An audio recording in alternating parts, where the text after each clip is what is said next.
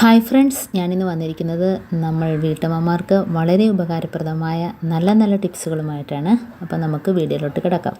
നമ്മുടെ കയ്യിൽ ഇതേപോലെയൊക്കെ ഇരിക്കുന്ന ഫ്ലവേഴ്സൊക്കെ ഉണ്ടെങ്കിലും നമുക്ക് പൊടി പിടിച്ചിട്ട് കഴുകി വന്നാൽ അതിൻ്റെ ആ ഭംഗിയൊക്കെ പോവും, അതിൻ്റെ ആ പൂവിൻ്റെ ഇതളുകളൊക്കെ ഇളകിപ്പോവും. അപ്പോൾ അങ്ങനെയൊന്നും ഇല്ലാതിരിക്കണമെങ്കിൽ നമുക്ക് ഇതേപോലെ വാസലിൻ ഒരു ടിഷ്യൂ പേപ്പറിലോ അതല്ലെങ്കിൽ കോട്ടൺ തുണിയിലോ തൊട്ടിട്ട് ഇതേപോലെ ഒന്ന് എല്ലായിടത്തും ഒന്ന് തേച്ച് കൊടുത്താൽ മതി. അപ്പോൾ ആ പൊടിയൊക്കെ പോയിട്ട് നല്ല ക്ലീനായിട്ട് നല്ലൊരു കളറായിരിക്കും അതിന്. ഇപ്പോൾ കണ്ട അതിൻ്റെ ഓരോ ലീവ്സും ഇതേപോലെ നമുക്ക് തുടച്ചെടുക്കാവുന്നതാണ്. അപ്പോൾ ഒന്നും പൊഴിഞ്ഞു പോകത്തില്ല. അത് നല്ല നമ്മൾ കഴുകി വെക്കുകയാണെങ്കിൽ അതെല്ലാം പൊഴിഞ്ഞു പോയിട്ട് അതിൻ്റെ ഭംഗിയൊക്കെ പോകും. അതേപോലെ നമ്മൾ കഴുകി വെയിലത്ത് വെക്കുമ്പോഴത്തേന് കളറൊക്കെ പോയിട്ട് നരച്ച് അതിൻ്റെ ഭംഗിയൊക്കെ നഷ്ടപ്പെടും. അപ്പോൾ അതിനേക്കാളും നല്ലത് നമ്മളെ കയ്യിൽ വാസലിൻ ഉണ്ടെങ്കിൽ ഇതേപോലെ നമുക്ക് ചെയ്തെടുക്കാവുന്നതേ ഉള്ളൂ. ഇപ്പോൾ എല്ലായിടത്തും ഇതേപോലെ ഒന്ന് തുടച്ചു കൊടുക്കുമ്പോൾ തന്നെ നല്ല പുതിയതുപോലെ ആയിട്ടുണ്ട്. അപ്പോൾ ഇതേപോലെ ഒന്ന് ചെയ്ത് നോക്കുക. ഇപ്പോൾ അടുത്ത ടിപ്പെന്ന് പറഞ്ഞാൽ നമ്മൾ കൊതുകിൻ്റെയൊക്കെ ശല്യം കാരണം നമ്മൾ ചിരട്ടയൊക്കെ കത്തിക്കാൻ നിൽക്കുമ്പോൾ വളരെ ബുദ്ധിമുട്ടാണ്. അപ്പോൾ നമ്മൾ ചിരട്ടയ്ക്കകത്ത് ഇതേപോലെ ചകിരി പിച്ചി വെച്ചിട്ട് കുറച്ച് കാപ്പിപ്പൊടി ഇട്ട് കൊടുക്കുക. അപ്പോൾ കാപ്പിപ്പൊടിയുടെ സ്മെല്ല് കൊതുകിന് ഒട്ടും ഇഷ്ടമല്ല. അപ്പോൾ ഇതേപോലെ പൊടി ഇട്ട് കൊടുത്തിട്ട് പെട്ടെന്ന് കത്തിക്കിട്ടാൻ വേണ്ടി ഒരു കർപ്പൂരം വെച്ച് കൊടുക്കാം. എന്നിട്ട് നമുക്ക് തീപ്പെട്ടി കത്തിച്ച് വെച്ചാൽ തന്നെ പെട്ടെന്ന് തന്നെ കത്തിക്കിട്ടുകയും ചെയ്യും. അപ്പോൾ ഈ സ്മെല്ല് അടിക്കുമ്പം തന്നെ കൊതുക് ആ പരിസരത്തോട്ടേ വരത്തില്ല. അപ്പോൾ പ്രത്യേകിച്ച് ഈ കാപ്പിപ്പൊടിയുടെ സ്മെല്ല് അതിനൊട്ടും ഇഷ്ടമല്ല. അപ്പോൾ ഇതേപോലെ ഒന്ന് സന്ധ്യയ്ക്ക് നമുക്ക് ഒന്ന് കത്തിച്ചിട്ട് ഒന്ന് അണയ്ക്കണം. അപ്പോഴത്തേനും ആ പുകയുണ്ടല്ലോ, ആ പുക ചെറുതായിട്ട് വരുന്ന ആ പുക മതി. നമുക്ക് കൊതുകാണേലും ഏത് പ്രാണികളാണേലും ആ ഭാഗത്തോട്ടേ വരത്തില്ല. അപ്പോൾ ഇങ്ങനെയൊന്ന് ചെയ്ത് നോക്കുക. അപ്പോൾ സിറ്റൗട്ടിലൊക്കെ ആണെങ്കിൽ ഇതേപോലെ ഒന്ന് പുകയ്ക്കുന്നത് നല്ലതായിരിക്കും.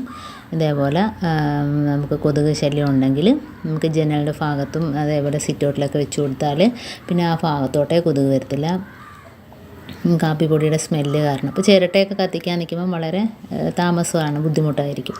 ഇപ്പോൾ അടുത്ത ടിപ്പെന്ന് പറഞ്ഞാൽ നമ്മൾ കർട്ടനൊക്കെ ഇതേപോലെ ഞൊറിഞ്ഞിടണമെങ്കിൽ ഇതേപോലെ നമ്മുടെ ക്ലിപ്പുണ്ടല്ലോ, അപ്പം നമ്മൾ ക്ലോത്തിൻ്റെ ഈ ക്ലിപ്പ് എടുത്തിട്ട് നമുക്കിതേപോലെ ഇട്ട് കൊടുത്താൽ മതി.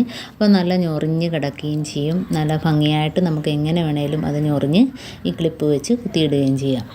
ഇനിയിപ്പോൾ ഇതെല്ലാം നമ്മുടെ കയ്യിൽ പേനയുടെ ക്യാപ്പുണ്ടല്ലോ, ആ ക്യാപ്പാണേലും മതി. ഇതേപോലെ ഞൊറിഞ്ഞിട്ട് നമുക്ക് ഈ ക്ലിപ്പ് കുത്തുന്ന കണക്ക് തന്നെ ഇതേപോലെ കുത്തിയിടാം. നല്ല ബലത്തിരിക്കുകയും ചെയ്യും. അപ്പം നമുക്ക് എങ്ങനെ വേണേലും ഞൊറിഞ്ഞ് ഇതേപോലെ ഇട്ട് കൊടുക്കാം. അപ്പോൾ ഇത് എല്ലാവരും ഒന്ന് ചെയ്ത് നോക്കുക.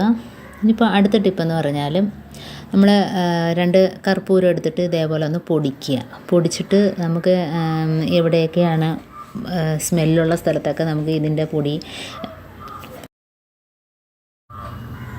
അപ്പോൾ ഇതേപോലെ ഒന്ന് പൊടിച്ചിട്ട് നമുക്ക് എവിടെയൊക്കെയാണോ പാറ്റ, ഈച്ച ഇങ്ങനെയൊക്കെയുള്ള ശല്യമുള്ള സ്ഥലത്തൊക്കെ നമുക്കിത് ഇട്ട് കൊടുക്കാം. നല്ലൊരു മണമാണ്. പ്രത്യേകിച്ച് നമ്മളെ സോഫ സെറ്റിയിലൊക്കെ നല്ലൊരു മണം കിട്ടാൻ വേണ്ടി നമുക്ക് ഇതേപോലെ ടിഷ്യൂ പേപ്പർ കീറിയിട്ട് അതിനകത്ത് ഈ പൊടിയാക്കണം. അപ്പോൾ ടിഷ്യൂ പേപ്പർ ആകുമ്പം കട്ടിയില്ലാത്ത പേപ്പർ ആയതുകൊണ്ട് അതിൻ്റെ സ്മെല്ല് പുറത്തോട്ട് വരികയും ചെയ്യും. അപ്പോൾ ഇതേപോലെ പൊതിഞ്ഞിട്ട് നമുക്ക് സോഫ സെറ്റിയുടെ ഇടയ്ക്ക് അതേപോലെ കബോർഡിലൊക്കെ വെക്കുന്ന പാത്രത്തിൻ്റെ ഇടയ്ക്കൊക്കെ ഇതേപോലെ വെച്ച് കൊടുക്കാം. അപ്പോൾ നല്ലൊരു മണമായിരിക്കും. മണം അടിച്ചാൽ തന്നെ അവിടെയെങ്ങും പല്ലിയോ പാറ്റയോ ഒന്നും തന്നെ ഇരിക്കത്തില്ല. അപ്പോൾ ഇങ്ങനെ ചെയ്യാത്തവരൊന്ന് ചെയ്ത് നോക്കുക. അപ്പോൾ ഇതേപോലെ നമുക്ക് കുറേശ്ശെ എടുത്ത് പൊടിച്ചിട്ട് നമുക്ക് വെക്കേണ്ട സ്ഥലത്തൊക്കെ ഇതേപോലെ ആക്കി വെച്ച് കൊടുത്താൽ മതി. അപ്പോൾ ഞാൻ അതുകൊണ്ട് കബോർഡിനകത്ത് പ്ലേറ്റിൻ്റെ ഇടയിലൊക്കെ ഇതേപോലെ വെച്ച് കൊടുക്കുകയാണ്. അപ്പോൾ നല്ലൊരു മണമായിരിക്കും തുറക്കുമ്പം.